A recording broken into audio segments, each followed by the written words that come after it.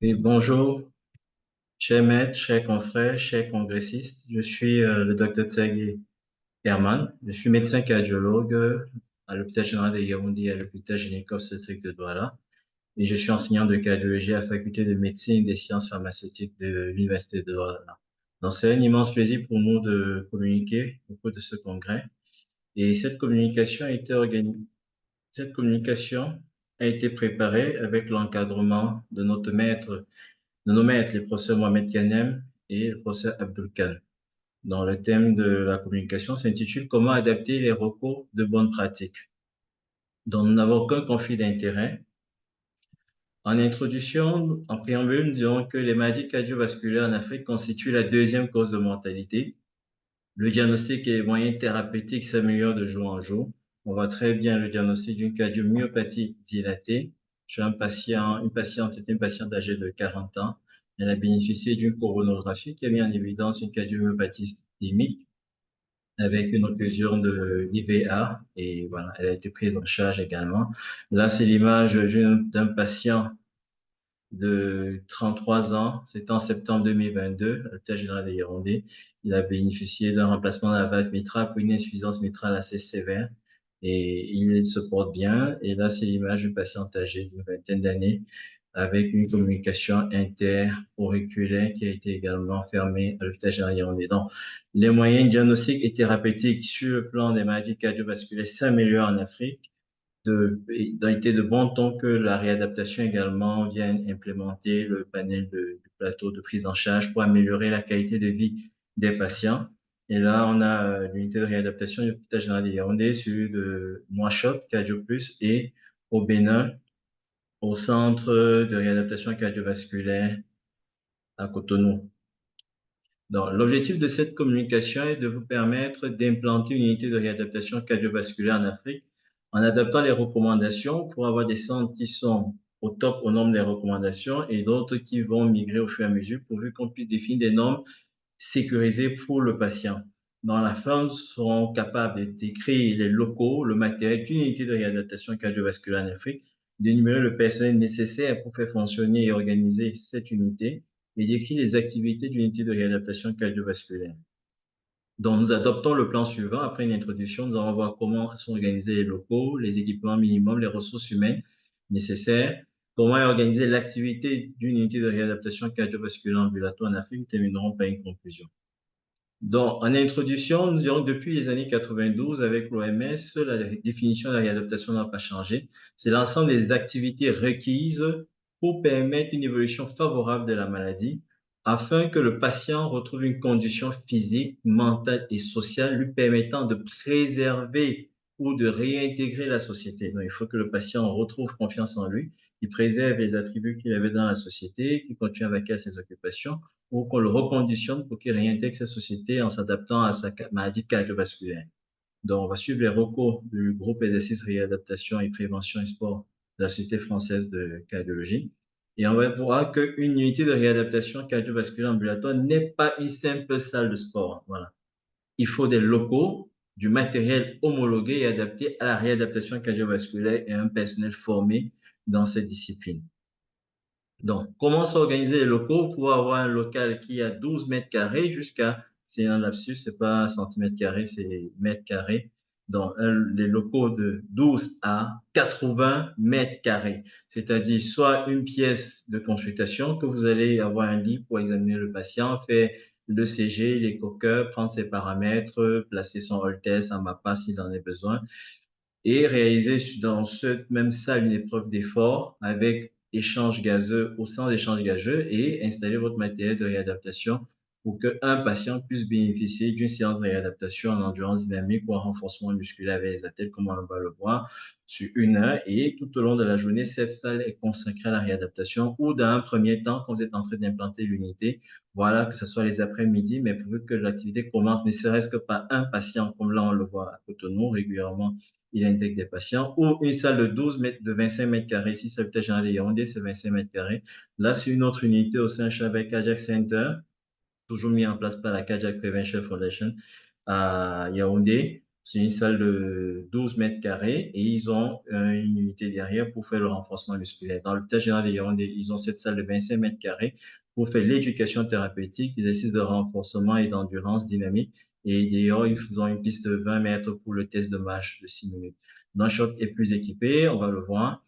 À l'Institut de cardio d'Abidjan, ils ont également un espace en plein air et des unités pour les explorations cardiovasculaires. Donc, quel que soit le pays, la ville où vous vous trouvez, vous pouvez commencer par une salle de 12 mètres carrés, je m'excuse pour le lapsus, 12 mètres carrés, jusqu'à un plateau de 80 mètres carrés pour pouvoir y adapter en même temps 10 patients. Donc, si vous avez une petite salle, c'est un patient pour 1 heure par séance. Donc, vos 10 malades vont s'étaler tout au long de la journée. Et si vous avez plus de patients, un plus grand plateau, vous pouvez aligner 10 malades en même temps et les relayer également et faire peut-être 30 malades en une journée. Mais il faudra également avoir le matériel de réanimation. On voit cette unité de 12 mètres carrés. Il y a un matériel défibrillateur, le matériel de réanimation, parce qu'on ne sait jamais, on va le voir. Il faudrait au moins avoir un cardiologue formé en réadaptation cardiovasculaire. Pourquoi ne pas s'associer pour travailler aussi en équipe? C'est une possibilité. Et une fois qu'on a bien formé les équipes paramédicales, commencer à créer d'autres équipes d'unités dans la même ville parce que le déplacement en cours, il ne faut pas qu'un patient quitte très loin pour rejoindre votre unité. Dans l'hôpital général de Yaoundé, on a fait l'option d'intégrer des médecins généralistes dans l'équipe parce que nous, en tant que cardiologue, on peut être sollicité pour des urgences ou être à un congrès. Et si le malade se fait hospitaliser dans notre hôpital, il faut qu'on ait accès à son carnet de soins. Les malades sont souvent assez stressés et ils appellent soit le cardio. Si ça ne passe pas, ils peuvent se rabattre sur le médecin généraliste qui les suit également dans l'unité pour donner les directives, pour dire voilà le traitement de l'insuffisance cardiaque ou de prochirurgie cardiaque que le patient bénéficie pour savoir comment ajuster. Dans certaines unités, des infirmières, des kinésithérapeutes, des coachs sportifs, des psychologues, des nutritionnistes. Donc, voilà un peu comment avoir des locaux minimums, un équipement de réanimation minimum, des vélos d'endurance, des bancs de couche de renforcement musculaire et voilà, des attelles. Donc, la consultation initiale et le test de marche de 6 minutes sont primordiaux, c'est primo mauvaise, bien évaluer le patient, réajuster sa thérapeutique avant de lui faire son test de marche de 6 minutes. Là, c'est le test de marche de 6 minutes au Mali, à Yaoundé.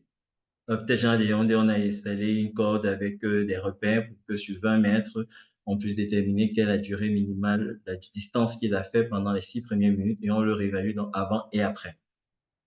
Après, donc, la consultation et le test de marche de 6 minutes, les patients vont bénéficier d'une épreuve d'effort. À Nouakchott, ils ont la capacité de faire une épreuve d'effort avec échange gazeux. Au Sénégal également, si je ne me trompe pas. Et nous, à l'hôpital général Yaoundé, notre appareil a quelques soucis avec les consommables et on peut faire une épreuve d'effort. Donc ça, c'est un patient en post-chirurgie cardiaque. Nous, en post-chirurgie cardiaque, on attend 1 mois avant de commencer parce qu'il fait chaud en Afrique. Il faut qu'après, le patient puisse se baigner si sa plaie n'est pas encore cicatrisée. Avec la poussière, on ne veut pas de surinfection de médiastinite au niveau de sa plaie chirurgicale. Donc, c'est 1 mois après que les patients en post-chirurgie cardiaque atterrissent dans l'unité. Mais en amont, on les donne des petits exercices à faire en hospice, le lever précoce.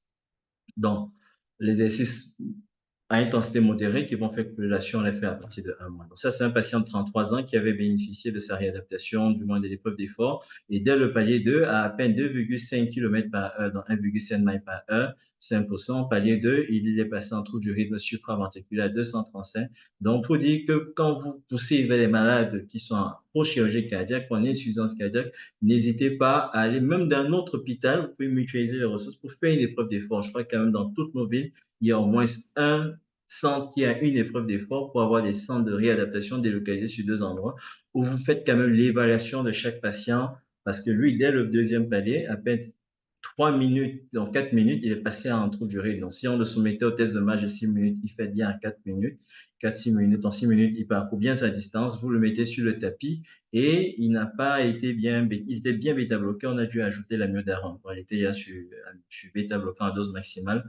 Dans ce patient, sur le deuxième palier, qui nous a fait un trou du rythme supraventriculaire avec 235 battements par minute, qui a nécessité qu'on lui administre l'amiodarone. Voilà. Donc, et quand votre appareil d'épreuve d'effort tombe en panne, la réadaptation ne va pas s'arrêter. On peut adapter, on prend un vélo électronique qui peut afficher des watts, on augmente les résistances au fur et à mesure, on connecte les palettes périphériques et précordiales de l'appareil de CG et on suit le trouble du rythme sur l'appareil. Il faut bien mettre le sparadrap sur la poitrine pour qu'il n'y ait pas assez d'artefacts. Toujours avoir le matériel de réanimation à côté Là, c'est sur tapis où on applique un protocole de bus modifié, on augmente la vitesse et la pente progressivement de façon manuelle. Et après, que ce soit sur vélo, sur tapis, on peut avoir les la charge en termes d'équivalent métabolique par des algorithmes, ça nous aide. Et là, par exemple, j'ai une patiente de 61 ans qui avait fait un syndrome coronaire, mais qui a refusé d'être pontée. Pourtant, la Poro avait mis en évidence une sténose de l'IVA proximale et moyenne. Donc, un an après, on l'a inscrit dans l'unité de réadaptation. L'un à 50%, mais il y a toujours son sus-décalage en entoroseptal qui était minime au repos et qui s'est majoré à l'effort. On est allé jusqu'au palier 3, il n'y a pas eu d'incidence, donc on est obligé de la réadapter pour améliorer sa qualité de vie et pour pouvoir développer le réseau coronaire latéral, bref, la microvascularisation et améliorer sa tolérance à l'effort. Donc, il y a des patients chez nous qui refusent d'être pontés, qui refusent d'avoir accès à la cardiologie interventionnelle, donc on les soumet quand même à la réadaptation. Et pour ça, si l'épreuve d'effort est en panne, tapis, vélo, on connecte les palettes de CG et on peut avoir au moins ce, voilà, quand il y a bien le sparadrap, le suivre. Donc, les séances d'endurance, on garde toujours un appareil de CG pendant nos, à côté avec le matériel de réanimation parce que pendant les séances d'endurance ou de renforcement, on a eu une patiente de 72 ans qui avait fait 10 séances, qui était bien bêta-bloquée, mais qui est venue un matin, le choc de pointe sternale était très rapide, avait jugulaire qui était perceptible, bref, c'était très tachycarde. On a tracé un ECG, elle était en tachycardie ventriculaire, on a administré l'amiodarone par voie injectable parce que depuis le matin, 6 heures, elle sentait ses palpitations. Elle est venue à ses séances à 8 heures du matin. Et avant de prendre quand on prend les paramètres, on se rend compte qu'elle est très tachycarde. Ultra son ECG, on se rend compte qu'elle est en TV soutenue depuis plus de 2 heures de temps. Donc, avoir des appareils de télémétrie, c'est bien, mais comme on n'en a pas, on peut avoir un appareil de CG pour surveiller pour chacun des patients pendant la séance. Donc, les séances d'endurance ou de renforcement musculaire peuvent être collectives si vous avez 80 mètres de plateau ou individuelles. Quand vous avez une salle de 12 mètres carrés avec la clim, vous pouvez mettre deux patients, vous pouvez avoir deux vélos pour que si un tombe en panne ou si un coupure d'électricité, protéger votre matériel vous ne soyez pas embêté, vous avez un vélo manuel et ça permet que les patients se familiarisent aux différents types de vélos pour en acheter. Les électroniques avec tous les logiciels là coûtent cher et donc ils peuvent se rabattre sur des manuels qui coûtent 3 fois moins cher et continuer leur réadaptation en phase 3. Donc, il faut préparer le patient à différents types d'appareils pour qu'ils puissent acheter à sa bourse ou aller en salle de gym et maîtriser quand ils seront dans un centre UP comment le faire. Donc, que ce soit dans une pièce comme au Niger ou au Mali, un patient à la fois, ou même à Yaoundé, au Saint-Charles Cardiac Center, une patient par heure ou 10 patients en même temps, comme à Nouakchott ou à l'hôpital général de Yaoundé ou dans les autres unités de réadaptation cardiovasculaire ambulatoire. Pareil, même principe pour le renforcement musculaire, soit de façon individuelle avec des attelles de 5-10 kilos. Ici, c'est à 10 kilos. Là, elle avait commencé avec 5 kilos, une maman de 71 ans. Soit seule, soit en groupe. On a un seul banc de coach de renforcement musculaire dont les patients s'alternent. Donc, un finit sa séance, l'autre prend. Il commence toujours à 10 kilos. On peut arriver jusqu'à 50 kilos, mais la plupart de mes patients s'arrêtent à 20 kilos pour l'instant parce qu'ils font 10 à 20 séances de réadaptation et continuent. On va voir dans 6 mois comment ils vont progresser. Est-ce qu'ils pourront être capables de soulever une charge de 50 kilos? On verra. Donc, on peut avoir la gym également ou l'aquagym, ça c'est au Burkina Faso, à la Polyclinique internationale Ouagadougou. Ils ont une unité de réadaptation hospitalo et ambulatoire, donc ils peuvent hospitaliser des patients ou les suivre en ambulatoire. La salle de gym avec des coachs sportifs ou l'aquagym au centre Léopold Senghor de Sali.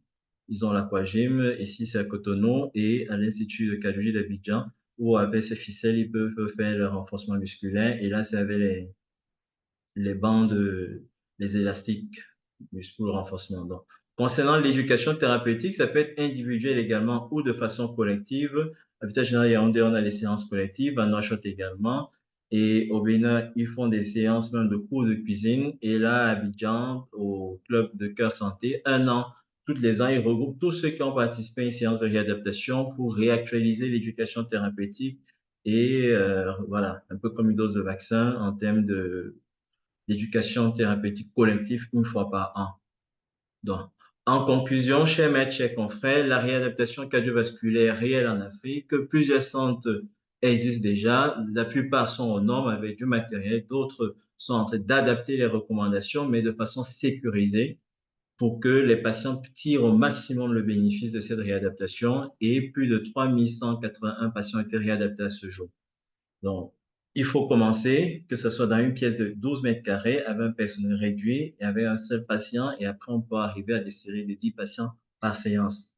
Merci encore pour votre collaboration. On a essayé de montrer comment adapter les recommandations que nos maîtres nous ont appris et on continue à rester à l'écoute de ces recommandations pour optimiser. On compte sur voilà, les mécènes pour améliorer le plateau technique. Merci encore pour votre collaboration et je reste à l'écoute pour tout complément d'information